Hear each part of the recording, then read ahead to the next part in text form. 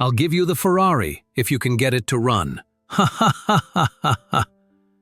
Jonathan Blackwell's laughter echoed across the luxury car dealership's courtyard as he pointed to a completely wrecked red Ferrari lying in the corner of the parking lot like a monument to failure. Walter Johnson, 72, had come there just to pick up his granddaughter, who worked as a receptionist. But when his old Ford pickup broke down right in front of the entrance to Blackwell Luxury Motors, the real estate billionaire didn't miss the opportunity to turn the moment into his own personal entertainment. "Look, everyone!" Blackwell shouted to the salespeople and customers who began to gather around. "This gentleman here seems to know a thing or two about cars, doesn't he?" Sarcasm dripped from every word as he watched Walter try to start his 1998 pickup truck. The Ferrari in question was a 2019 model that had been completely destroyed in an accident. Blown engine, bent chassis, fried electrical system. It was literally a pile of red metal that Blackwell kept as a trophy from the time he successfully sued the young heir, who had destroyed it in an illegal race. "5 mechanics have already said it's impossible to fix this machine," Blackwell continued, now filming with his cell phone for his social media. "But I'm sure someone with your experience can figure it out, right?" Walter slowly got out of the pickup truck, his calm eyes scanning the wrecked Ferrari. The laughter around him grew louder when they noticed his calloused hands and simple work clothes. What none of them could see was the glimmer of recognition that passed through the old man's eyes as he observed specific details in the wreckage. "Sir," Walter said in a calm voice, "may I take a closer look?" "Sure, sure." Blackwell was almost crying with laughter. "You can even get inside if you want. Just be careful not to hurt yourself on the metal." As Walter approached the Ferrari, completely ignoring the laughter and malicious comments, something in his posture changed. His fingers lightly touched the dented hood, and for a brief moment, an almost imperceptible smile crossed his face. What Blackwell and his privileged audience didn't know was that those calloused fingers had built much more than they could ever imagine. And if you're enjoying this story, don't forget to subscribe to the channel, because what happened next turned that afternoon of humiliation into something none of them would ever forget. The humiliation that Blackwell had planned as a 5-minute show turned into a cruel spectacle that lasted over an hour. Other customers at the dealership stopped to film, sharing it on social media with hashtags like #old man trying to be a mechanic and Ferrari impossible. "Everyone, check this out," Blackwell shouted to a growing audience. 30 minutes in and he still believes he can do it. What admirable determination! At 72, he had learned that dignity lay not in the words he spoke, but in the actions he took. And at that moment, his actions were telling a story that none of them were prepared to hear. What the privileged audience couldn't know was that Walter Johnson had spent 45 years of his life working on something far more complex than luxury cars. While Blackwell accumulated inheritances and manipulated real estate contracts, Walter had devoted 4 decades of his life to a kind of precision that transformed ordinary metal into engineering miracles. 45 minutes, Blackwell announced, consulting his Rolex ostentatiously. Impressive. People usually give up at 10. Such persistence. It was then that Walter finally spoke without taking his eyes off the engine. "Mr. Blackwell, may I ask you a question?" Blackwell's laughter faltered for a moment. How did this man know his name? "Have you ever built anything with your own hands?" Walter continued, now looking directly at him. "Something that existed only in your imagination and had to become real through your work." The question caught Blackwell off guard. I built a real estate empire," he replied, trying to regain control of the situation. "No," Walter said softly. "That's not building. That's buying." An awkward silence fell over the group. There was something in Walter's voice, a quiet authority that didn't match the image of a helpless victim that everyone had created. Each new attempt at humiliation only revealed more about the true nature of these two people. one who had built his life on appearances and inherited privilege, and another who had shaped the world with his own hands, one piece at a time over decades of quiet, dedicated work. 2 hours had passed when Walter asked for a specific screwdriver. "Phillips, number 2, with an insulated handle," he said without looking up from the engine. The precision of the request made Ryan, the salesman, stumble over his words. I don't know if we have that here."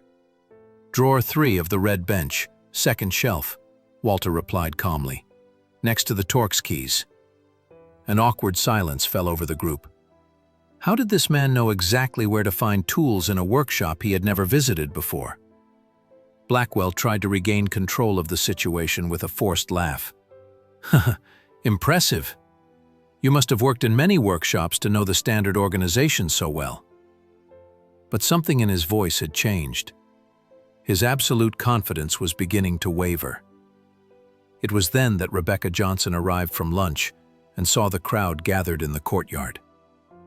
Recognizing her grandfather Walter at the center of the commotion, her face palled. She had worked there for 2 years and knew Blackwell's cruel nature all too well when he found an easy target. "What's going on here?" Rebecca asked, pushing her way through the onlookers. "Ah, an employee?" Blackwell exclaimed, not making the connection. "Come and see. Your friend here is trying to repair a Ferrari that 5 expert mechanics have declared a total loss." Rebecca swallowed hard. She knew exactly who her grandfather was, but she also knew that revealing that at that moment could put her job at risk. She decided to watch silently, trusting in the wisdom Walter had demonstrated throughout her life. Meanwhile, Walter had managed to access the Ferrari's main electrical system. His hands moved with a precision that began to cause real discomfort in some observers. These were not trial and error movements. They were the confident gestures of someone who understood perfectly what he was doing. "Do you know what the problem is?"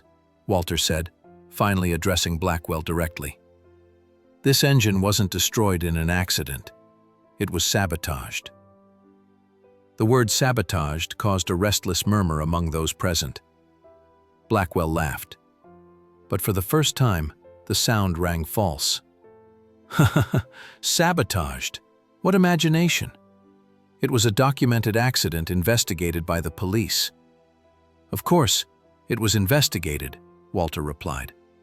"Now, removing a specific component from the engine. But whoever investigated it didn't know to look for the right signs. Look here.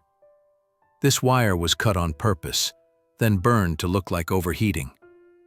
And here," he pointed to a metal part, "twist marks that only appear when someone forces a manual brake."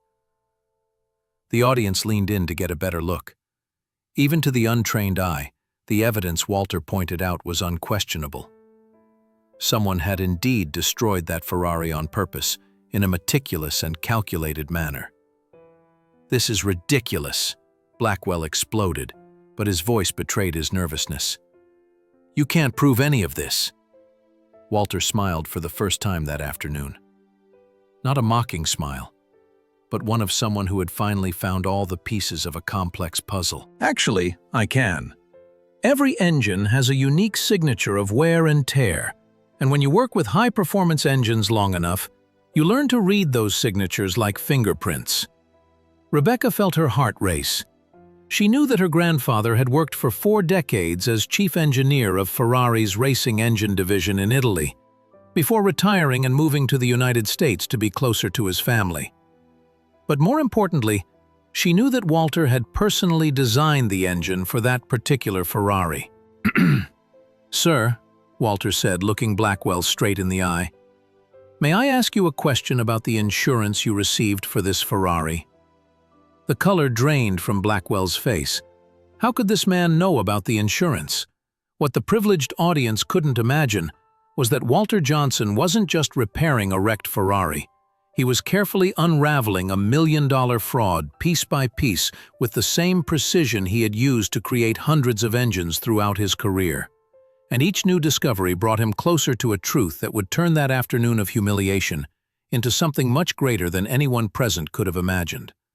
As he removed the last damaged component, Walter realized that he wasn't just facing prejudice, he was uncovering a crime. And when you spend decades building perfect machines, you learn that every imperfection has a source. Every break tells a story, and every lie leaves traces that are impossible to erase. 45 years, Walter said softly, his hands still working on the engine with surgical precision. That's how long I spent creating engines like this one in Maranello, Italy. The word Maranello caused absolute silence. Even the people filming lowered their cell phones. Maranello was the world headquarters of Ferrari, the place where only the best engineers in the world were allowed to work. Impossible, Ryan muttered, but his voice had lost all its previous arrogance. Walter smiled and removed a specific metal plate from the engine. Serial number F209WJ447. The initials WJ are no coincidence. Walter Johnson. I personally designed this engine in March 2019. The blood drained completely from Blackwell's face. He tried to speak, but only an incoherent noise came out of his throat. Mr. Blackwell, Walter continued, now looking directly at him. Would you like to explain how an engine I designed to be Failaf suffered an accident that damaged the exact 3 components that would yield the largest insurance payout? Rebecca slowly approached, her heart pounding. She finally understood why her grandfather had accepted that humiliation without resistance. He was investigating this engine. Walter lifted a specific part was deliberately destroyed using a very specific technique. The injection system was forced to operate at a temperature 40% above the limit for exactly 4 minutes and 17 seconds. Long enough to cause catastrophic damage, but too short to appear accidental to anyone who understands manufacturing. The audience now watched in complete silence. Some began recording again, but this time to capture the revelation, not the humiliation. "You can't prove any of this," Blackwell shouted, finally regaining his voice. "It's the word of a black man." Walter calmly finished. "You're right. It would just be my word against yours." He smiled and removed his cell phone from his pocket. "Fortunately, it's not." Walter held up his phone screen to the camera of someone who was still filming. "I just sent a message to Lorenzo Benedetti, current director of engineering at Ferrari Maranello, along with detailed photos of this engine and my technical analysis of the sabotage." Walter's phone began to ring. "May I take this? It's Maranello." Walter answered and put it on speakerphone. "Hello, Lorenzo." "Walter, Dio mio! I just saw your photos." The Italian accented voice echoed across the dealership courtyard. "Questo è impossibile." That's the engine you designed for American customer Blackwell, isn't it? What was it doing in an accident? Exactly my question, Lorenzo, Walter replied, his eyes fixed on Blackwell. Especially considering that this engine has a safety device that I designed specifically to prevent the types of failures that supposedly caused this accident. Walter, my friend, are you recording this? I need this to get to our legal department immediately. That Ferrari was sold with fraudulent insurance. Blackwell tried to move closer to turn off the phone, but Walter gently moved away. There's more, Lorenzo. The current owner claims that 5 different mechanics have declared this engine irreparable. Ridiculous. You designed this engine to run for 500,000 kilometers without major maintenance. If someone said it's beyond repair, they're either incompetent or lying. At this point, Rebecca finally approached. "Grandpa Walter," she said loudly enough for everyone to hear, "do you need help?" The silence that followed was deafening. Blackwell looked from Rebecca to Walter, finally making the connection that would destroy him completely. Your granddaughter works here," Blackwell stammered. "For 2 years," Rebecca replied firmly. "And in all that time, I've heard your jokes about people like my grandfather. People who, according to you, don't understand real cars." Walter hung up the phone after saying goodbye to Lorenzo and addressed Blackwell directly. "Sir, For 45 years, I designed 847 different engines for Ferrari. I trained hundreds of engineers. I received 23 international awards for automotive innovation. And today, at 72, I retired to be close to my family." He paused and looked around at the audience who were now watching in absolute silence. "But I have also learned that some engines, no matter how perfect they are sabotaged by people who value money more than integrity." "You can't prove that Blackwell began desperately. "Actually, I can." Walter showed his cell phone again. "Because while you were enjoying humiliating an old man who doesn't understand cars, I recorded our entire conversation, including your admission about the insurance payment."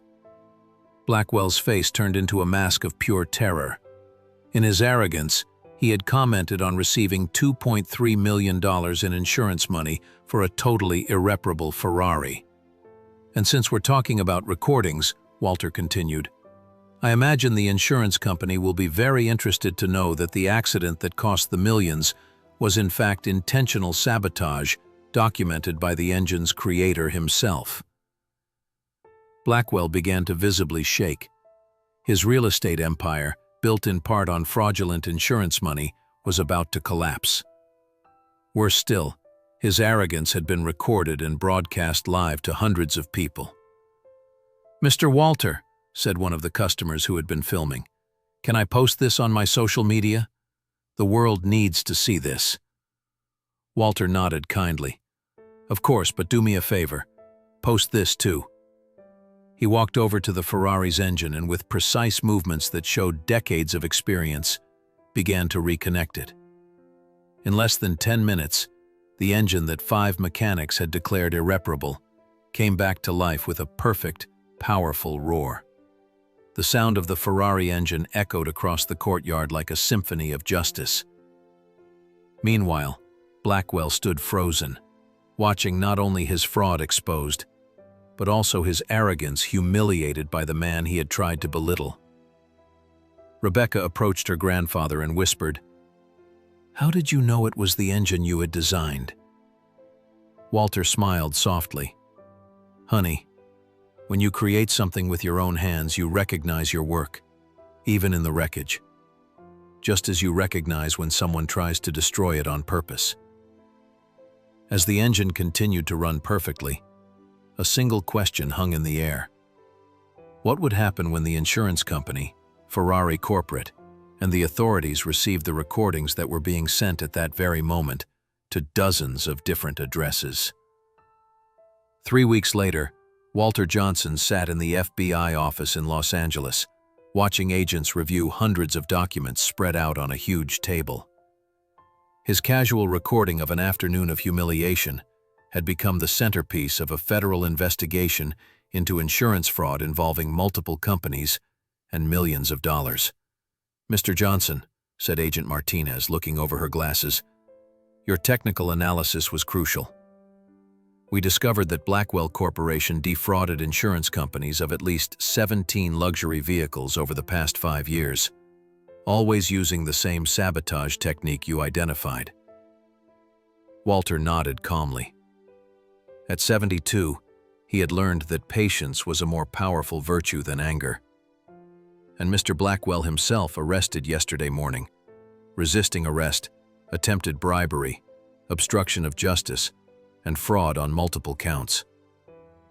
He'll be out of society for a long time, the agent smiled. Apparently, when he realized his bank accounts were being frozen, he tried to offer $200,000 to the investigator who was at his home. Meanwhile, across town, Rebecca Johnson had been promoted to general manager of the dealership, after the former owner had his assets seized by the government. The company had been sold to a group of investors who valued integrity over appearances, and the first decision they made was to put a person of character in charge. "Grandpa Walter," Rebecca said on the phone, "you won't believe it. That salesman Ryan who mocked you so much came to me today to apologize. He said that since the video went viral, he hasn't been able to sleep properly." The video in question had surpassed 15 million views across all platforms. Not only Walter's humiliation and subsequent triumph, but mainly the lesson about never judging someone by their appearance. Hundreds of retired engineers from Ferrari, Mercedes, BMW, and other automakers had shared their own stories of prejudice they faced after retiring. Lorenzo Benedetti had personally flown from Maranello to Los Angeles to meet with Walter. The meeting, which was supposed to be private, ended up becoming a public ceremony when the Ferrari Corporation decided to officially honor one of its most brilliant engineers. "Walter, my friend," Lorenzo said before an audience of journalists and automotive enthusiasts, "Ferrari owes a lot to men like you. Your dedication, precision, and integrity have shaped not only our engines, but our worldwide reputation." The company announced the creation of the Walter Johnson Scholarship, a program that would fully fund engineering studies for young people from disadvantaged communities who demonstrated talent and passion for mechanics. The first class would have 10 students, aged 16 to 22, all selected on merit, not family connections. But perhaps the most significant change took place in the community where Walter lived. After decades of working quietly in his garage, repairing neighbors' cars for nominal fees, he had become an almost mythical figure. Young people from the area began seeking him out to learn mechanics, and Walter discovered a new passion: teaching. The difference, Walter explained to his new students as they worked on an engine, between a good mechanic and an exceptional mechanic is not in the tools they use. It's in the patience to understand each component and the respect for the work they are doing. Marcus, a 17-year-old whose father had abandoned the family, became Walter's most dedicated pupil. "Mr. Johnson," thoughtful, he asked one day, "how did you stay so calm when that man was humiliating you?" Walter smiled, his hands still working precisely and smoothly on the engine. "Marcus, I've learned one thing in 72 years of life. People who need to put others down to feel important have already revealed everything you need to know about them. True strength isn't in responding in the moment. It's in building something so solid that not even 1,000 mean words can destroy it." Meanwhile, Jonathan Blackwell faced a very different reality. His real estate empire had completely collapsed when investigations revealed that multiple projects had been financed with fraudulent insurance money. In addition to prison, he lost his mansion, luxury cars, yacht, and most painfully, the respect of anyone who had ever admired him. Videos of his public humiliation circulated constantly on social media, always accompanied by comments about the importance of treating all people with dignity. His arrogance, captured in high definition, became a case study in business schools about how a lack of character can destroy an empire in a matter of days. Ryan, the salesman who had mocked Walter, sought out not only Rebecca, but Walter himself to apologize in person. The meeting took place in the garage where Walter now taught, surrounded by young apprentices of all ethnicities and social classes. "Mr. Johnson," embarrassed, Ryan said, visibly embarrassed, "I know my words were inexcusable. I have no right to your forgiveness, but I needed you to know that I've learned a lesson I'll carry with me for the rest of my life." Walter stopped what he was doing and looked directly at Ryan. "Son, we've all judged someone by their appearance at some point. The difference is in what we do when we realize our mistake. You're here apologizing, trying to grow as a person. That's more than many would do." He extended his hand, greasy but firm. "If you really want to redeem yourself, come help teach these young people about honest sales. They'll need to know how to deal with customers when they open their own shops." Ryan's transformation was remarkable. He began attending Walter's classes regularly, not only helping with sales knowledge, but learning about humility and respect. 6 months later, he would be promoted in the dealership's new management, this time on genuine merit, not flattery. The Ferrari that Walter had repaired became a permanent attraction at the dealership, now renamed Johnson Premium Motors. A plaque next to the vehicle told the full story of that transformative day, serving as a constant reminder to employees and customers of the importance of never underestimating anyone. During the grand opening ceremony for the new dealership, Walter was invited to speak to an audience that included mayors, business leaders, and journalists. His speech, simple and direct as always, resonated far beyond that event. "For 45 years, I built engines that took people to the farthest corners of the world," Walter said into the microphone, his voice calm, but laden with experience. "Today, I realize that the most important engine I can help build is the next generation. Young people who will understand that true success comes not from diminishing others, but from elevating oneself through honest work and dignity." The audience rose to its feet in a standing ovation that lasted more than 5 minutes.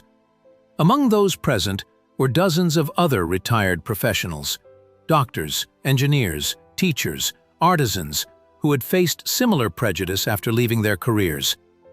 Walter's story had become a symbol of resistance and dignity for an entire generation that refused to be invisible. 6 months later, the Walter Johnson Scholarship had grown to 50 students funded not only by Ferrari, but by donations from people around the world who were inspired by his story. The program expanded to include not only automotive mechanics, but aeronautical, naval, and renewable energy engineering.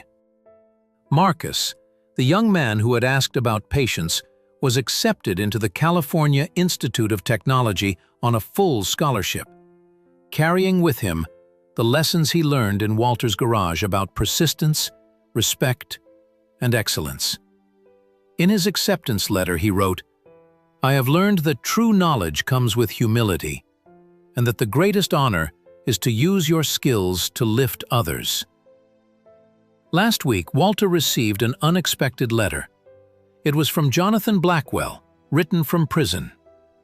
The letter, respectful and genuinely remorseful, asked for forgiveness and acknowledged that that day at the dealership had exposed not only his financial fraud, but his moral bankruptcy. He had finally understood that true wealth was never in his material possessions, but in the respect a person builds through their actions. Walter responded to the letter with the same dignity that had always characterized his actions. He did not offer easy forgiveness, but he recognized the courage it took to admit such profound mistakes. "The first step in rebuilding a life," Walter wrote, "is to fully acknowledge the damage we have caused.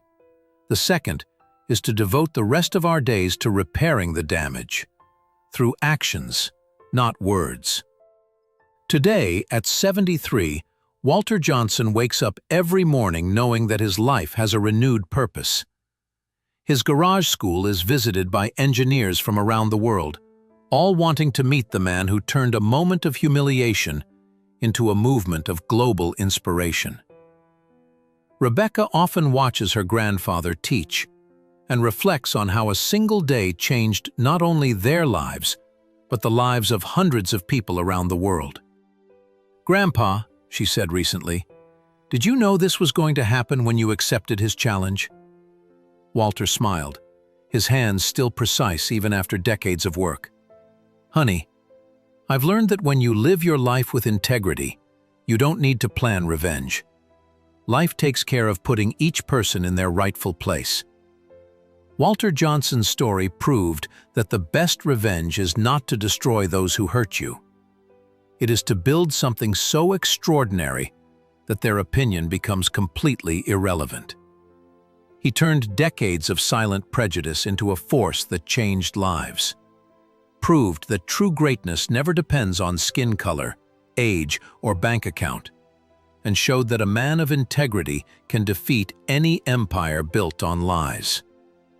And if you also believe that dignity always wins over arrogance, that knowledge overcomes prejudice, and that one determined person can change the world one life at a time, Don't forget to subscribe to the channel for more stories that prove that in the end, justice always finds a way to prevail.